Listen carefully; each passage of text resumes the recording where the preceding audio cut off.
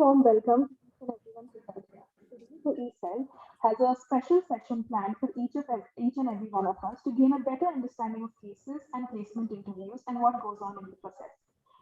Today, we have Jessica Singh with us, who is a client solutionist at Lynk Global. She will be helping us navigate the confusing world of case studies and guesstimates. Over to you, Jessica. Thank you so much, Kashish, for that kind introduction. Hi guys, good morning, good afternoon. Guys, I'll dive right into what the entire session is about. So to begin with, does anyone know like what exactly case interviews are? Do you want to take a guess, or does anyone know?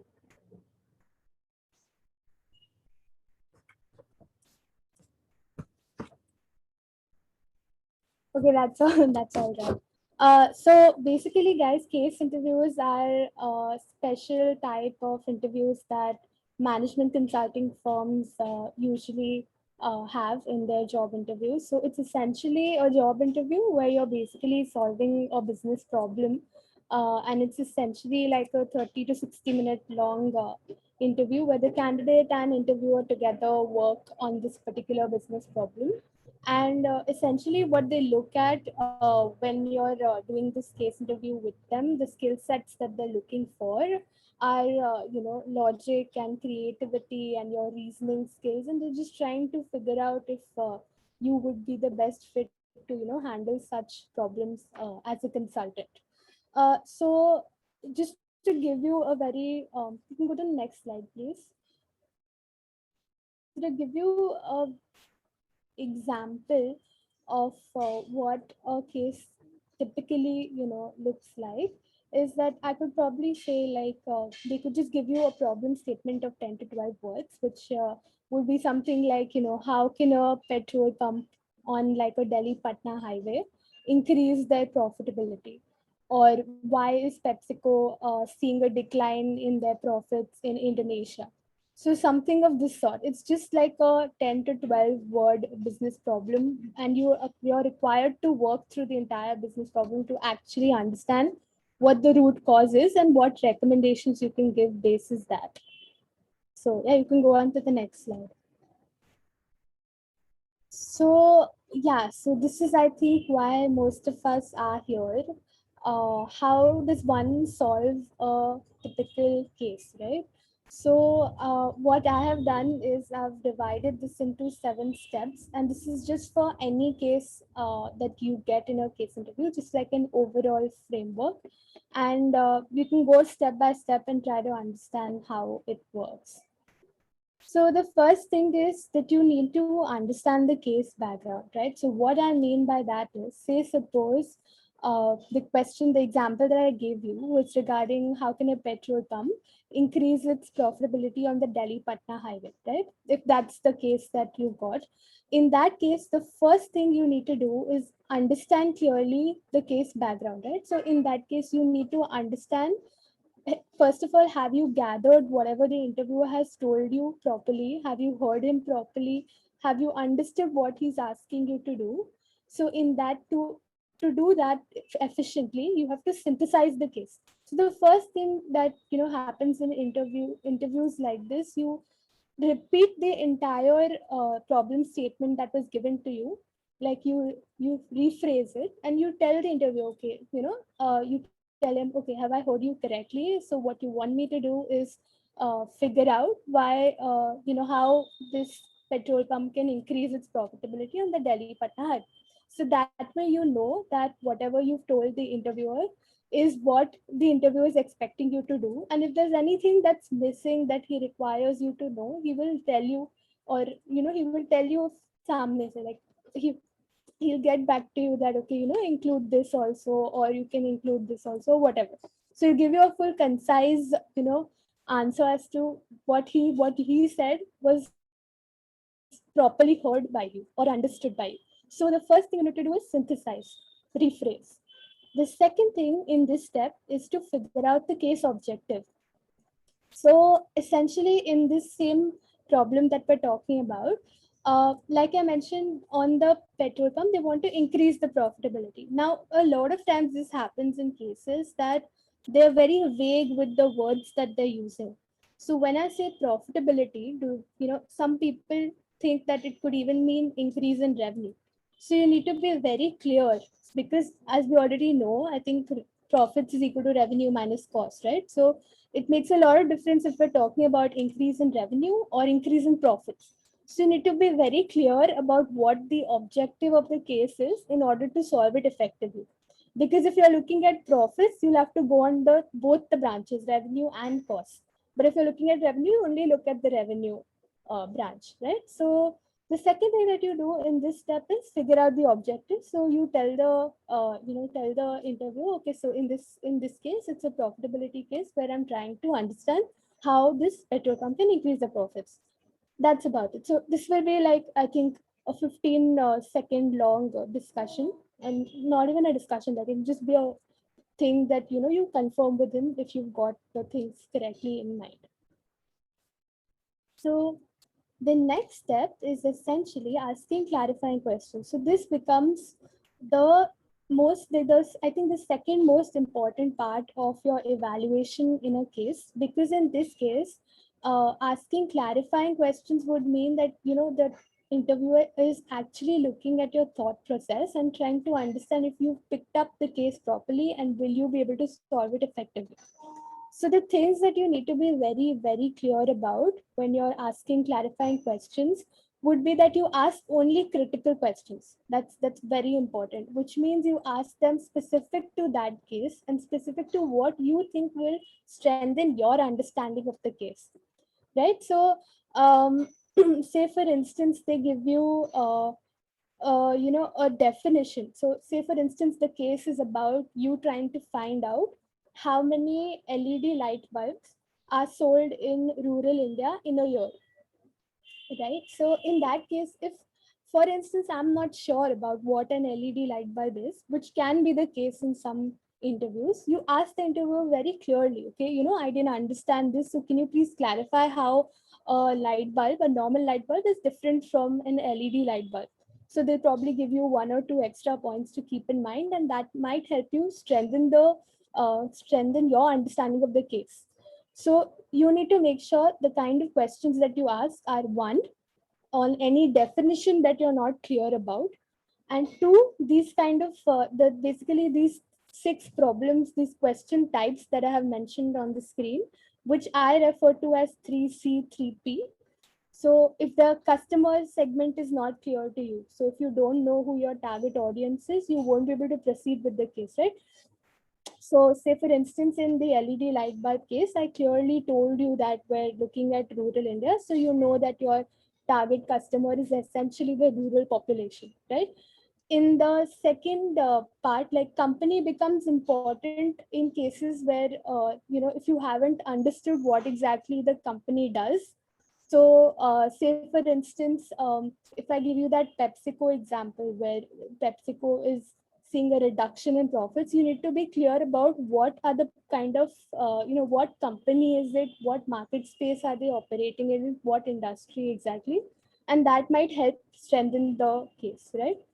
The third could be competition. So if I want to increase my profits in a certain area, right, you need to know what competition there is, right? Because if you are holding the maximum, if you're holding like the second largest market share in the market, so in that case you need to consider that, okay, these are the other competitors and the topmost competitor is what I am looking to beat. So competition is another question you can ask, like, what is our market share or what is the company's market share, depending on how important it is to your case.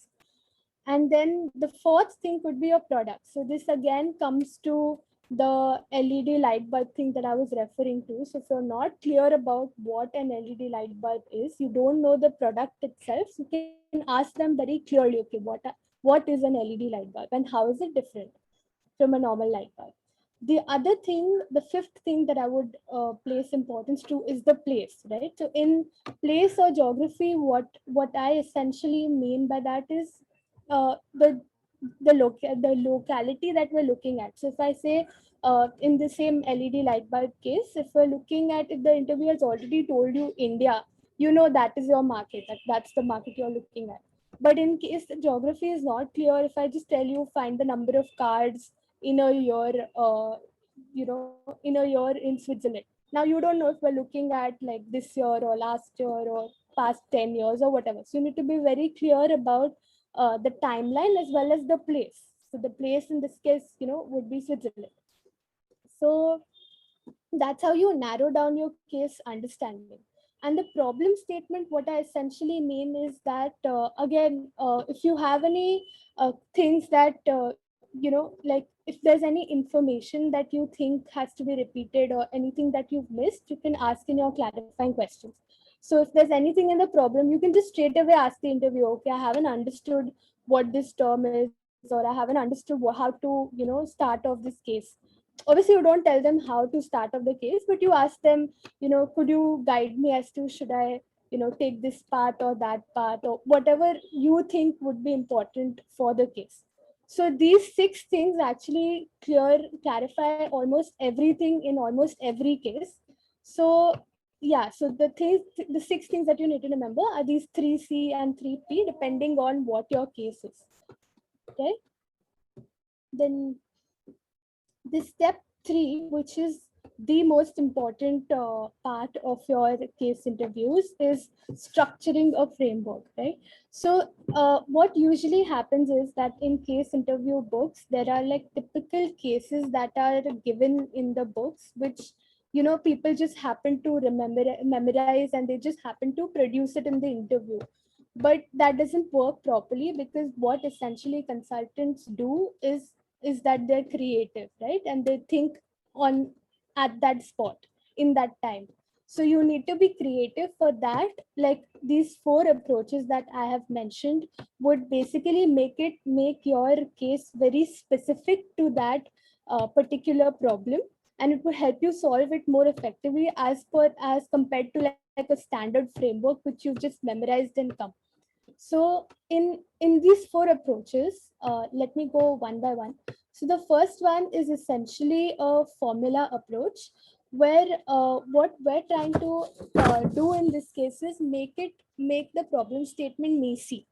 So now, what MECE essentially means is mutually exclusive and collectively exhaustive. What I mean by this is that you have a problem statement and you want to arrive at the possible solution, right? So what you do is you divide the problem into sub problems or subcategories through which you can solve the problem.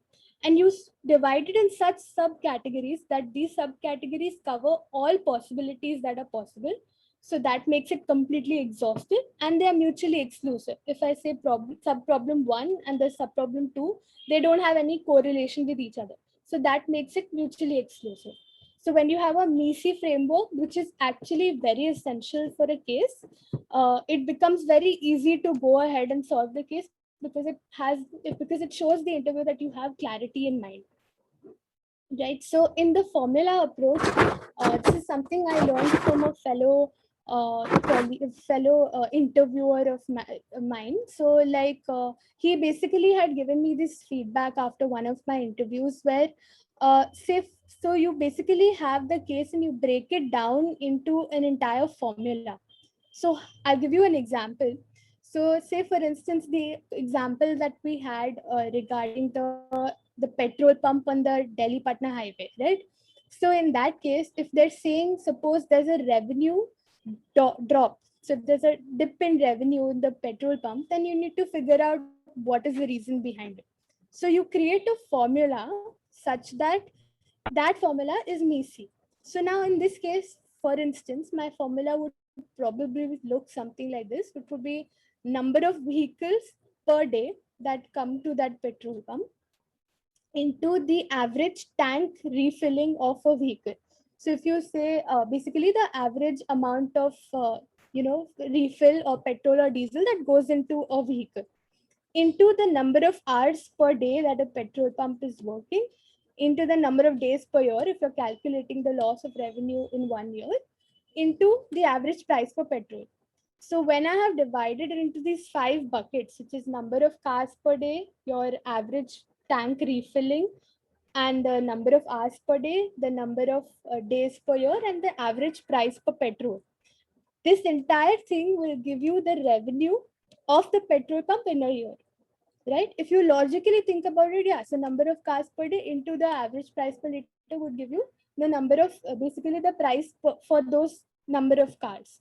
Into the number of days would give you the number of days the cars are coming. Into then you could do the average refilling would give you that okay, so these many cars are coming in a year, and this is the approximate petrol or diesel that those cars use in a year. So when you have the total revenue in 5 different buckets, it makes it very clear for the interviewer to understand, okay, you have a structure in place, that these are the 5 things you're going to look at, and then you begin from there. So then after that, what you do is that you ask the interviewer, okay, so you will tell the interviewer, okay, this is the structure I have in place, these are the 5 buckets I'm going to look at, and I'm going to first start by say looking at the average tank refilling by a vehicle. So you say, has the average tank refilling by a liter decreased? And they would say no. And then you go to the next, and now you know that that one bucket is cancelled because that is not your problem. Then you go to the next one. So if you say the number of cars per day that are coming to a petrol pump have decreased, so you ask the interviewer, has the number of cars decreased? And the interviewer said, yeah, the number of cars have decreased, which means you know that that is your problem, that the number of cars per day have decreased. So out of those 5 buckets, now you've narrowed it down to one single bucket. Now you're going to use that particular bucket and divide it into subcategory or categories of buckets, right? So in that case, I use the second approach, which is the internal external approach.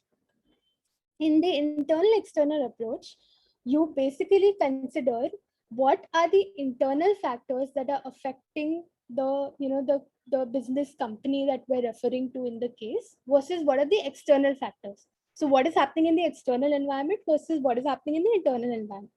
So now that you know that in this particular case, the number of cars per day that are coming to a petrol pump are reducing, you know that you need to look at internal factors, which would probably be, is something wrong with the petrol pump? Is the customer service not up to mark? Or is there some amenity that, doesn't exist anymore? Those are the, kind of things you can look at. So think of all the internal factors that could have affected a dip in the revenue. And the external factors would include something like the competition and the substitutes.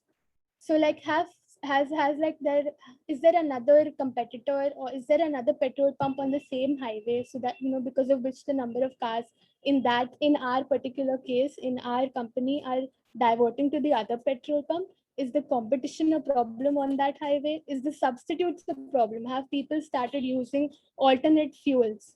Have they started using electric vehicles or whatever? Is that the reason why cars have reduced, or any other reason that you can think of in the external environment?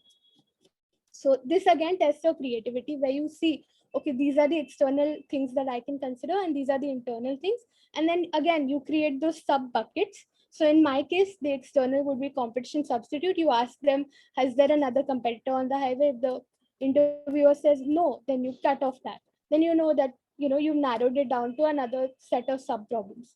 Then by that, then if he says the substitute is a problem, you know that there are substitutes, that people have started shifting to electric vehicles, and that is why the revenue for the petrol pump has fallen. So then okay, that is your answer. So that is how you come to the conclusion of a case. But in some cases, these two approaches might not work, which is why we have the value chain approach. Now, value chain approach is essentially, as it mentions, it's about the totality of the value chain that any business has. So say for instance, in a business, you have, you're looking at a dip in some grocery market, right? In some supermarket store or something. So, and there's a dip in like the quality of, apples is what you figured out, that apples, people are purchasing less apples. Now, what do you think would be the reason behind it? So in this case, you can go to a value chain approach, which is essentially starting from the beginning till the end, which is you start from the manufacturer, to the distributor, to the customer, to the marketing and sales. So all these five buckets is what you can look at in the value chain approach. So you start by asking the interviewer, okay, at the starting, which means the manufacturing part, is there any problem in that? So under manufacturing, you can divide it into sub buckets, which would mean that you can consider, is raw material a problem? Probably you could consider, is the machinery not working properly? Are the basically, because in apples you wouldn't require any machinery, right? So they're getting whatever, is the export a problem, or is the import, whatever the issues you can think under the entire value chain, you take it one by one and keep ticking it off if that's not the problem. So say for instance, in this apple case, you look at that towards the end, like I think when the when the apples are reaching the store, they're getting spoiled on the way, which is why people are not consuming it that much. So you know that, okay, the in this entire value chain, the problem is when the distribution is happening. So that narrows down your problem, because the interviewer himself will guide you. You ask him, okay, the manufacturing mein problem hai, he'll say no. Then you say, okay, distribution mein, is this the problem? So you ask him one by one, okay, I'm going to take this approach and I'm going to divide it like this. And is this the problem? And you keep asking him these questions. And by the end of it, you'll automatically come to know, okay, finally I've come to the customer part, which is the problem, or the distribution part, which is the problem. Then you can divide it into subcategories again, depending on how the interviewer guides you. Then another approach that I found very useful in a Kani interview that I had given, in that basically they had asked me a question, that you've seen that people are not entering a supermarket store. Like there has been a decline in the number of customers entering a supermarket store, right? So I found this approach really useful, because in the supermarket, if you typically think of yourself, right? So if I'm going to a supermarket, what are the things that I will consider? When I'm going to a supermarket, the first thing I will consider is my going into the supermarket, right? So when I'm in the before part, the before experience of entering the supermarket, which means I would consider, is the location not good? Is the ambience, is the, the attractiveness from the outside not good? Or is there too much crowd outside? So these are the things I would consider in the before experience. So if I tell the interviewer in this case that I'm dividing into the before experience, during experience and after experience, in the before experience I have these points. So is the location a problem? He'll say no. So then you cut that off. Then the next thing, you keep going to next step by step, and trying to understand, okay, if he says that before is not a problem, that before experience is fine. Then that then you come to the during experience of the supermarket. So imagine yourself to be in a supermarket, right? So now I guess I can ask you all, matlab, when you all are in a supermarket, what do you think you would consider to be a bad experience when you're in the supermarket? Do you have uh, any answers for that? Yeah, please go ahead. Not able to find the product I'm looking for. Exactly. So something like, lack of variety of products, like Mridul said or Arushi said. So you're not looking for the product that you want. That could be one. You could probably have a lack of variety in products, like Mridul said. You could probably have some other issues, like, the categorization of products is not properly, like it's not placed in a very convenient place. That could be another thing. So you divide your during experience into different buckets to try and understand, okay, this is the problem that I'm looking at. Again, you do the same thing. There could be no salesperson present to guide, correct? So that's what I'm getting at, that you have to be creative in your view, right? So these are the 4-5 things that you can think of on the spot and tell them, okay, during the experience, I think these are the factors that are important. And then you keep asking the interviewer, is this the problem? And then you keep cutting it, like I mentioned before. Suppose the interviewer says during the experience is not a problem. Then you go to the after experience. So like when you're leaving, imagine yourself again. When you're leaving the supermarket store, what do you think would be the problems? One could be there's too much crowd at the cashier. A lot of people don't prefer going to a supermarket where there's too much crowd to exit, right? There could also be a problem that there are no incentives given. there are no discounts, there are less discounts, or whatever it is. You can possibly, if you all have any other things that you can consider, please go ahead in the after experience. If you're there's no lack of payment options, very, very true. Like if there are lack of payment options, why will I go to that store, right? So these 3-4 things is, again, you could divide it into the after experience of thinking of, okay, these are the things that can work out and cannot work out in my favor. So again, you do the same bucket system, and then you narrow down the problem to one particular problem that you will figure out. And if it's none of the things that you have thought of, the interviewer himself will tell you, is there anything you can think of in the during experience other than the factors that you've already mentioned? And it ultimately does happen that in a case interview, the interviewer, if you're not getting to the answer he wants you to get in, he will guide you. Okay, why don't you look at this? Why don't you look at that? So that's how you use the before, during, and after approach. So sometimes what happens is that these 4 approaches make your case very specific to that particular business problem and makes it very easy to solve. Right? So then what you can do is, when you're solving a case, you do all that first and second step where you ask the clarifying questions, you ask the objective, everything. Then you come to this third part where you, in your mind, you think of, okay, the formula approach can work here. If it's no, then you use the second approach, the third approach, and the fourth approach. If you see the case interview books when you're practicing in the future, you would see that these approaches are not mentioned. This is what something that I learned with my experience, which will make the case very specific.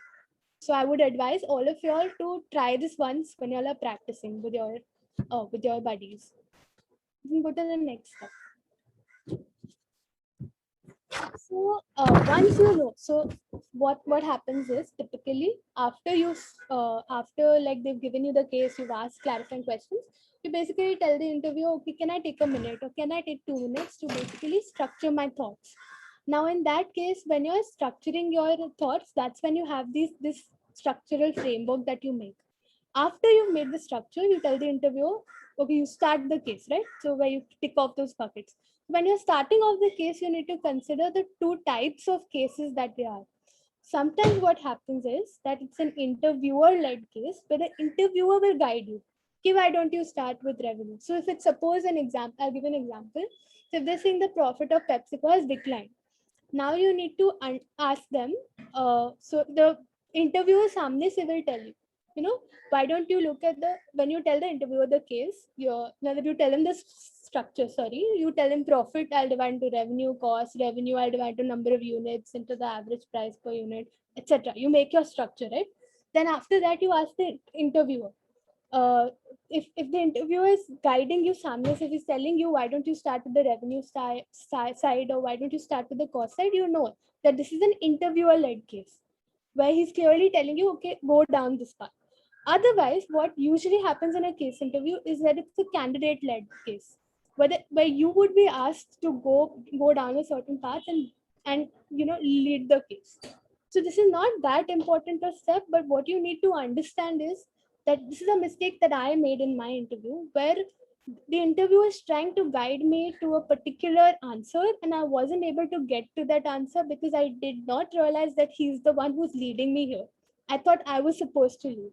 So if you have that clarity in mind that, okay, he's not giving you too many hints and you need to lead the case, it's a candidate-led case, which means you need to keep on proceeding and keep on giving answers. Otherwise, just pause a moment and just ask him, do you think I should go down this path? If he says, no, why don't you go here and then here and then here? Then okay, he'll guide you. More often than not, it's a candidate-led case. So yeah, the next step. This again is an optional step in a lot of case interviews. This is not very specific. I don't think a lot of interviewers ask this part where you have to calculate the profit, the market sizing, and look at any graphs or anything. Usually doesn't happen.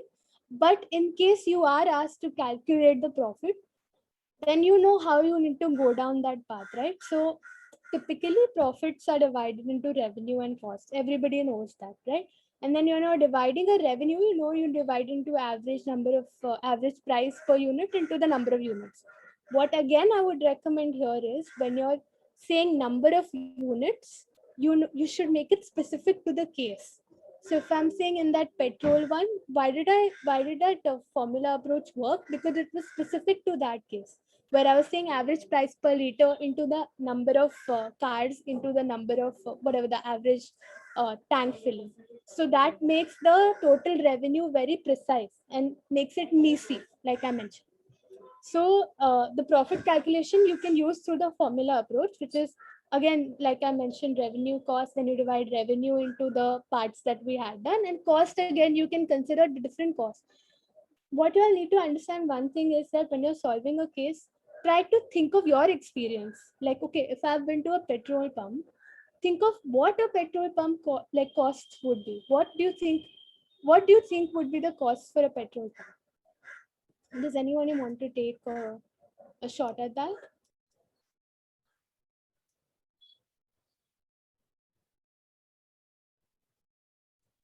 Okay, never mind. So basically, in a petrol pump, the cost could be, again, cost of transportation of the fuel. In that case, you can look at the internal and external approach, where you can figure out the costs, right? And then when you come to revenue minus cost, you know what your profit calculation. You can find out the profit, right? So that's how you calculate your profit. The second example is the market sizing. Now, market sizing again doesn't come that often in cases, which is why I've written optional in this step. So market sizing would probably mean, the guesstimates are essentially, which I will come to later in this slide, which you have to find out what, suppose they give you a very random example that number of car. Actually, I got a case in my interview which asked me the number of Swift Desires, white Swift Desires in Mumbai in a year. Find out the number of white Swift Desires in Mumbai in a year. So now that would become a guesstimate or a market size. So you need to figure out, okay, again, we'll come to how to solve guesstimates, but this is basically a calculation that can happen during a case. Very rare, but can happen. The next step. Could you please switch the slide? Thank you. Okay, so now this second last step is again one of the most important parts of a case interview, where you would be asked to answer these qualitative questions, right? So now that you know that suppose that we are doing that supermarket case, right? That before, during, after approach that we use. See, like I mentioned, frameworks like that should help you in answering. So what was the question? The question was, why have the customers reduced going to that store? So that those frameworks can help. The second thing that can help in some cases, suppose there's a case which says that there's a wristband, okay, that a certain company has produced, and the sales of this wristband is not picking up. So in some cases, this NAAE, NAAE approach can help, which means that in this case, you see, is there even when you're trying to figure out why the sales not picking up, you can consider, is there a need for that wristband in the market? Like, do people actually need it? So under that, you consider all the buckets under what you can think need would imply. So you can ask the interviewer, is there a need? The second thing you can ask is, are the customers even aware that such a wristband even exists? So, if the awareness is a problem, then the solution that you could give to that problem would be that, you need to have like flyers or to make more advertisements or whatever to make people more aware of such a product. Then affordability could be another reason. Is it that your particular wristband is only affordable to urban areas? Which means, are you trying, first of all, you try to figure out what the target audience is. If it's only urban and it's not affordable to people in the urban area also, you ask the interview, okay, is it not affordable? So that's another thing, and he says, okay, no, that's not the case. Then you go on to the next one, which is accessibility. So is the wristband being sold at locations, the prime locations, and is it accessible to everyone? Are people able to get the wristband in the first place? That could be another problem. And the last thing is the customer experience. What if the customer experience itself is really bad with the wristband? What if it's uncomfortable, the strap is weird, or the look is weird, or whatever? That is another thing you can consider. So this is mostly for cases where they're trying to figure out, okay, why this particular product is not working in the market, or sales are not picking up, whatever the issue is. So apart from those 4 approaches that we use, this could be another optional approach, very rarely used, but can be used.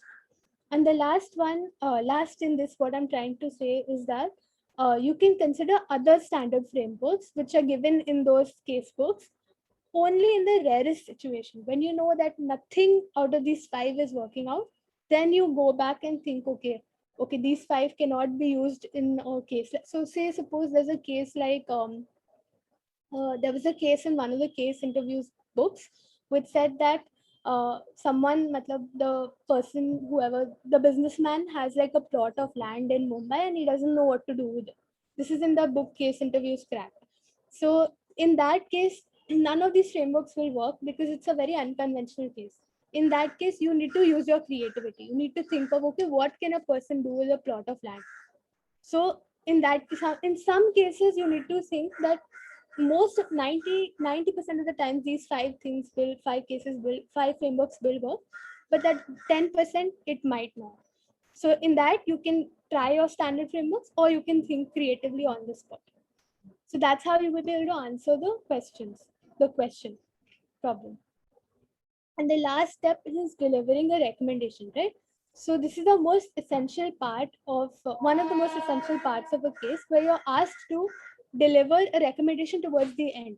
So in this case, things that you need to so if they said that there's profits are falling for a certain company, the recommendation would be, okay, then what you should do, the profits are falling because of so and so reason, and the next step that you should do is probably do this, do this, do this.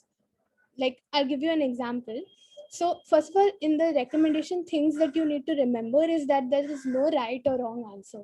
So first, to get this in your head, that in a case study there is no right or wrong answer. So they just look at your approach and they look at how you can think on your feet and answer the question that they've given. The second thing is that you need to have very firm and precise answers. So when you're delivering a recommendation, tell them, okay, I think the company should do this. So in suppose the supermarket case, you can say that if the payment option was a problem, so the recommendation in that case would be that you should have more payment options clearly. And then the next step in that could be, okay, payment options ke alawa, you could even allow people to use e-wallets or whatever you think the next steps could be to strengthen that particular business in that particular area. And the third thing that I feel was very important in delivering a recommendation is tips to make it very clear. So when your consultants really like numbers, okay, so what they would, you can say that the 3 recommendations or the 2 recommendations, when you say, okay, 2, 3, or you take these numbers, they really like it. They think that, okay, you are precise in your approach and you're answering it to the point. And that's exactly what they're looking for. So that is how you deliver a recommendation. Yeah. Next slide, please. Okay, so now everybody, I think, is clear with how to solve any case that comes to you. Any case, okay? And so now what we'll come to is the types of cases that exist. So profitability is a very, very common case, which most of the interviewers in all these consulting interviews ask. Profitability is essentially those kind of case studies. If I give you an example again, would be that the profitability on that of that petrol pump has declined, or some Indian toothpaste manufacturer is seeing a decline in profits. You need to figure out why. Anywhere that they talk about dip in profit, dip in revenue, would be a kind of a profitability case. A market entry case would probably be like a telecom operator is planning to enter, say, suppose, an electric home security market. So should they enter, should they not? Then in that case, you need to consider, is the market attractive, and does the company itself have the capability to enter the market?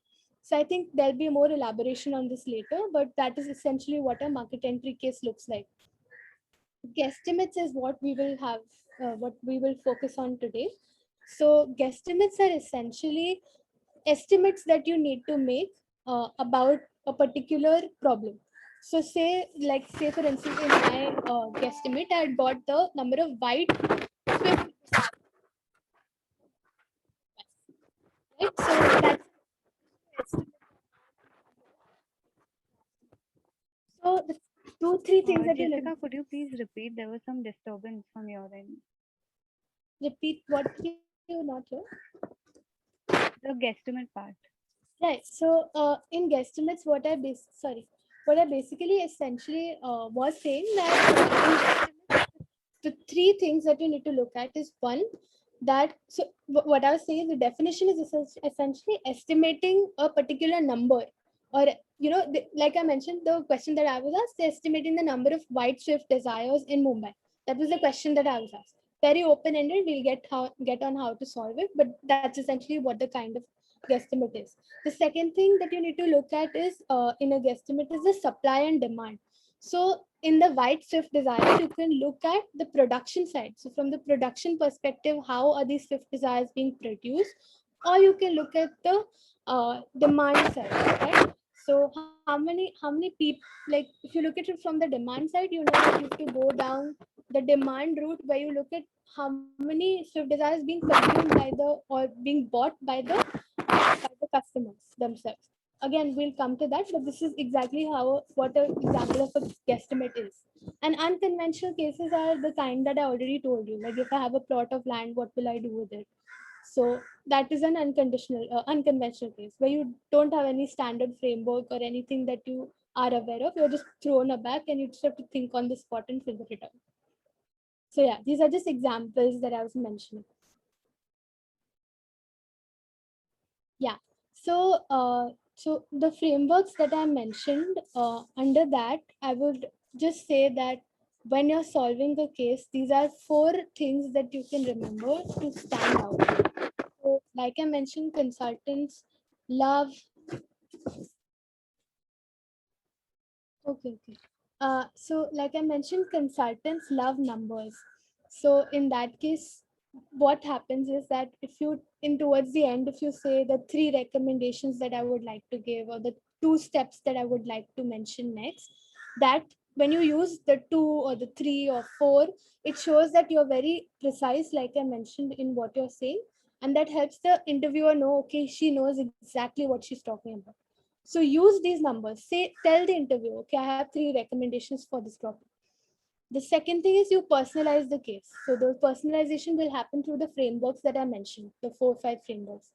The third thing that's very helpful is the next step. So this is usually something that people miss out.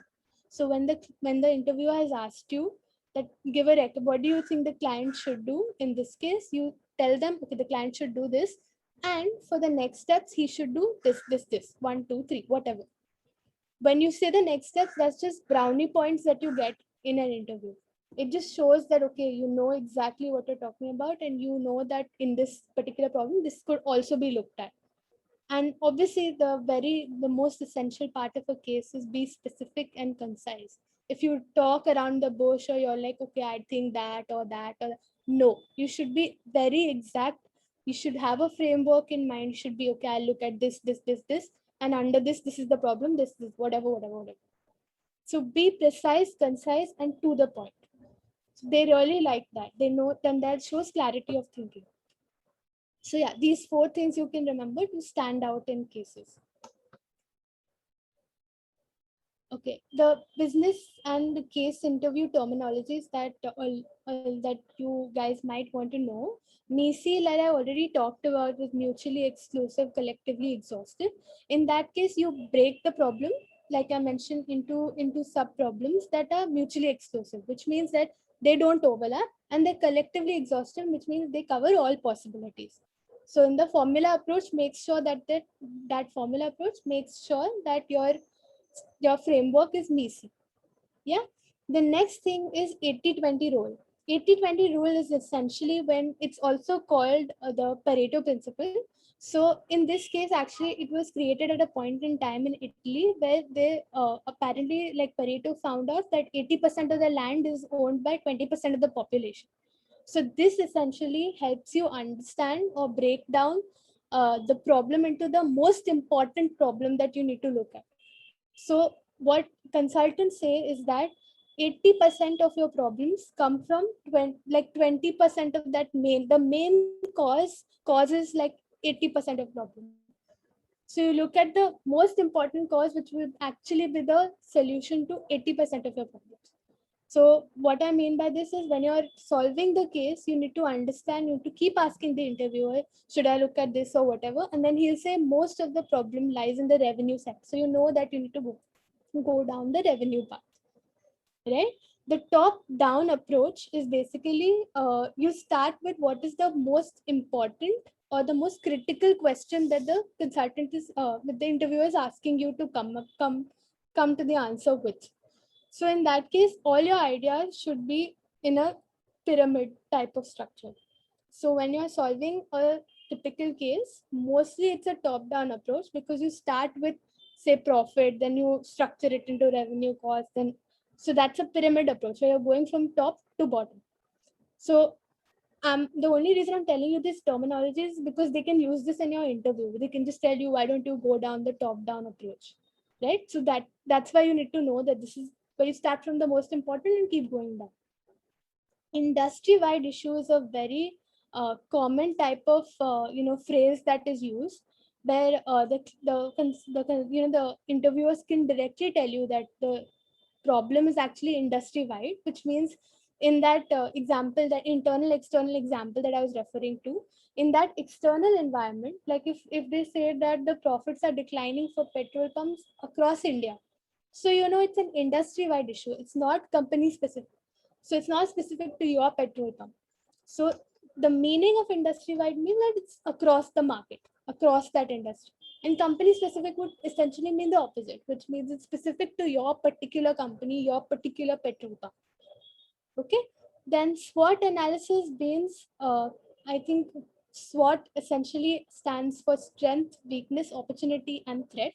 So strength and weakness would imply the internal reasons why a company is good or bad.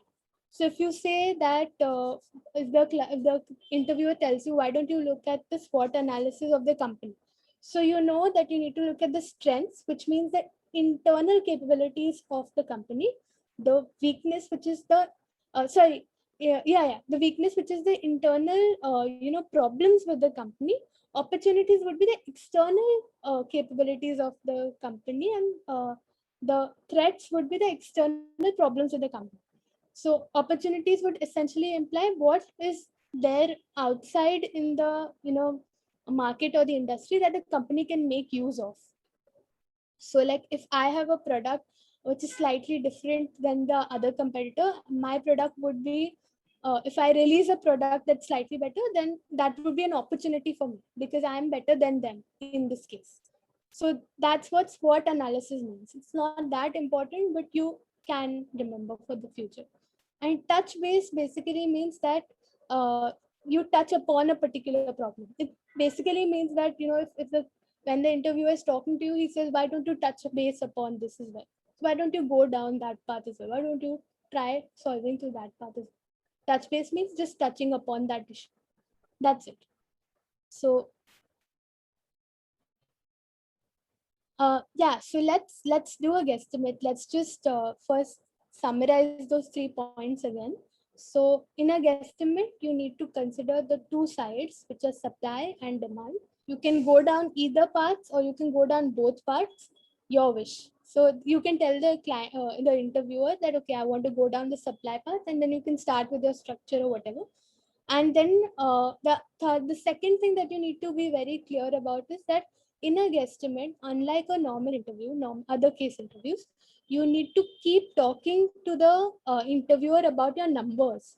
So when you say that, let's say that white Swift desires in Mumbai that I was calculating, I told the interviewer, okay, I'm going to start with the population of Mumbai, which is whatever, so and then I'll divide it into the number of the urban or rural, and then we will come to how to structure a guesstimate. But what I'm essentially saying is that you need to tell him, okay, Mumbai has a population of this much, then I'll divide it into this much, and this is the calculation that I get. So keep talking to him about the calculation. They really like it. And that is one of the reasons why most people succeed in guesstimates, because it's all about calculating and just talking to the interviewer and continuously interacting, so that if there is an issue with your guesstimate or is there a calculation error, they can help you resolve it. Yeah. So let's go ahead and do So this is an example that I picked off the internet. So essentially, this is about estimating the number of passengers crossing the Bangalore airport in a month, right? So the possible questions that you can ask, again, a guesstimate is like a normal case interview. You do ask, you follow all the 7 steps. It's just a little different because the structure maybe is very specific to the case and those approaches might not work here. So the number of passengers in the question you can ask the customer segment. So when you're talking about passengers, I mean, you can clarify with the interviewer. Are you talking about only passengers that travel, or are you talking about airport staff, airport workers, or whatever? Usually, I mean, there's no need to ask this question, but if you are not clear, you can ask this question. The second question you can possibly ask is a kind of flight. So if you're calculating to the flight side, which we will again come to, you can ask, are we talking about cargo, or are we only talking about passenger, or what kind of flights are we referring to? So in this case, you'll say, okay, we're talking about passenger flights, so only passengers travel, right? Does anyone have any question, or can I proceed? So do only flights ending or beginning in Bangalore count, or do transit flights count too? Sorry, I couldn't hear that properly. Do transit flights count too, like as in passengers who are stopping by in Bangalore for a connecting flight? Do they count, or like only passengers who like are leaving from or like arriving in Bangalore count? So this is again another question that you can ask them. So if they tell you that it's a transit flight where it's stopping and going, then you can consider even that. Like, I'll come to the entire solution and you'll realize that I've divided into like the parts which I think are most relevant, but you can even add a transit part to it. If the you ask the interviewer, whatever you're not clear with, you ask them. These are just possible questions that I have mentioned. Right? I hope that answers your question.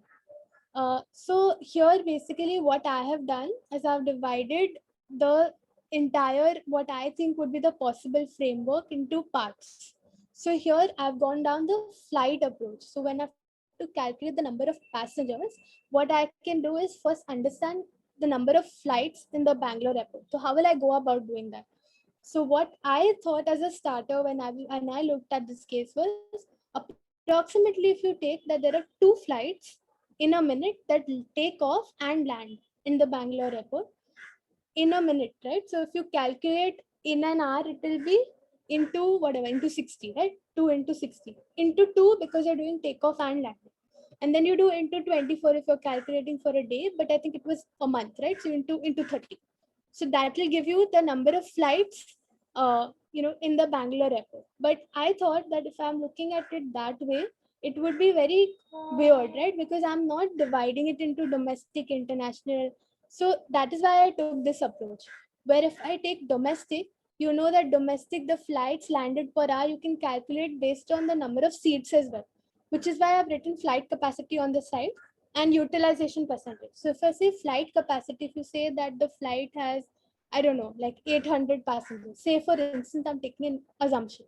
You can tell the interviewer, okay, I'm taking an assumption as 800. I think it will be a way too much, but suppose I'm taking that. Into utilization would be, suppose domestic flights will possibly have 80% utilization or maybe 85%, whatever. So you multiply flight capacity into utilization percent into this the domestic part of it in on the weekend and weekday. So when you're seeing weekday, you will take that, okay, 2 flights in a minute, takeoff and landing. Domestic may the number of the flight capacity is this much and the utilization is this much. The number of flights will be this much. So that will be one answer. Then you can do the same for international, combine them, you'll get the required answer. So I hope I'm a little clear about what I'm saying. If there's any confusion, please feel free to ask. No? Just one thing that I would recommend you all is that you ask the interviewer. See, this is a very complex problem, to be very honest, because here you need to consider first of all, you need to consider takeoff, landing, and then as you mentioned that transit also you'll have to consider. Then you'll have to consider the overlap also. So say suppose at the same time you need to consider, like, basically if a flight is landing in the Bangalore airport and taking off, like the same flight is taking off, So then that flight, the number reduces because there's an overlap between the landing and takeoff. So all those things you can consider, but you can just tell the interviewer that this is the assumption that I'm making, that I'm considering that these flights are not taking off, because that makes it easy to solve the problem. That's it. So if you go, can you go to the next slide?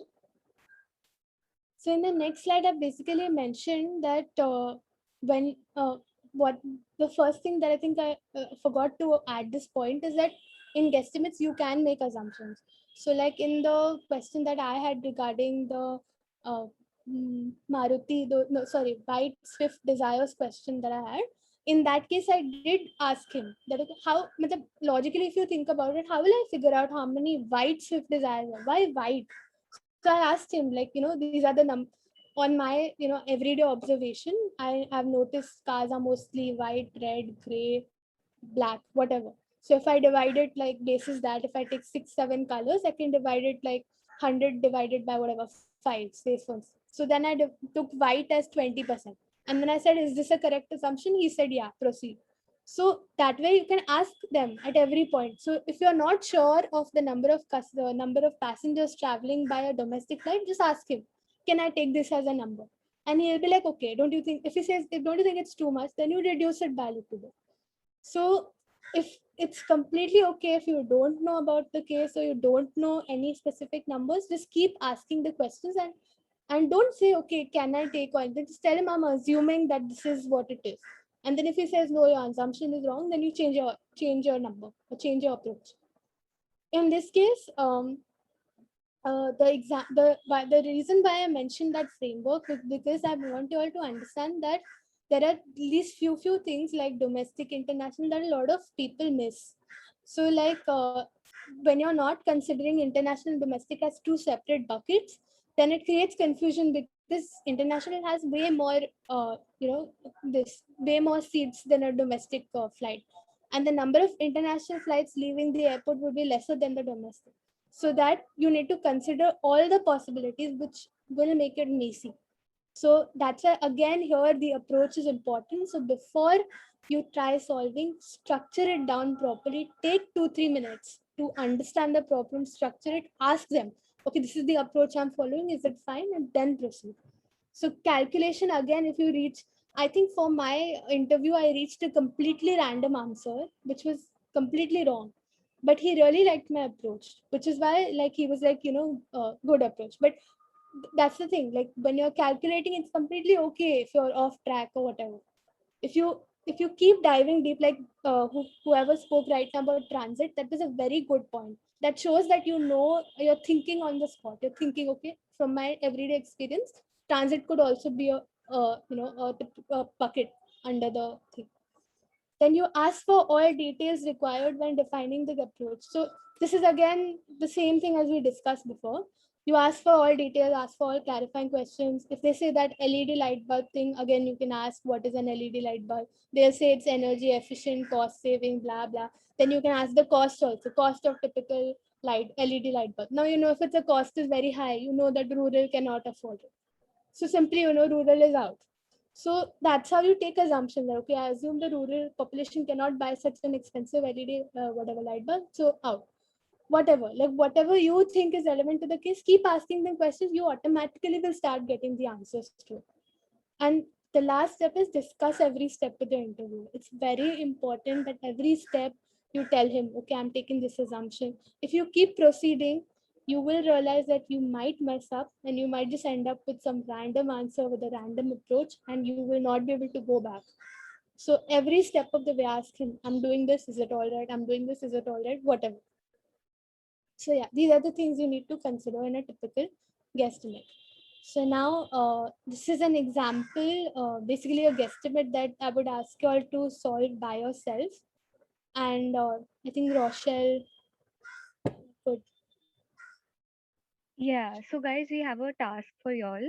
Y'all can guesstimate the number of four-wheeler tires sold in India in a year. We'll be sending out a link to you guys on the members group. So this is exclusively for members. You guys can send in your solutions to us latest by Thursday. We'll pick out the best solution, and the best solution will be um, picking up picked up for our YouTube channel. So you guys will get to feature on our YouTube channel if we like your solution. Great. Thank you for that, Rochelle. I think the next slide. Um, yeah. So as for final thoughts, what I would just like to say is that although case interviews do sound very daunting, they are not. Like I think the interviewers more often than not, they're very friendly. They talk to you in a very friendly way. You can just in anywhere if you're ever stuck also, don't panic. Just calm down and ask them. Ask them, okay, I'm stuck here. What do I do? So if you would calmly ask them, okay, what do I do next? They'll tell you, do this, do that, or whatever. Again, if you're stuck, ask them. There's no problem. Like they actually want to see that, can you be calm under pressure? Can you handle the stress? Can you ask for alternatives? So they do notice all these things, which is why just calm down. You do practice a lot of cases with your buddy and just give it your best shot, because these interviews actually can be very random, very weird, but you never know, the wildest, the weirdest interviews go very well. Like honestly, I had that experience where, like, for the partner round, they were like, I was like, oh shit, what did I do? Oh my god, this is such a mess. And then I got through the next round and I was like, what how did this happen? So you never know, just calm down. Even towards the end, if you say something extraordinary, you never know, you might get selected. So yeah, just be positive and all the best. So I could probably tell you all about my Kani process.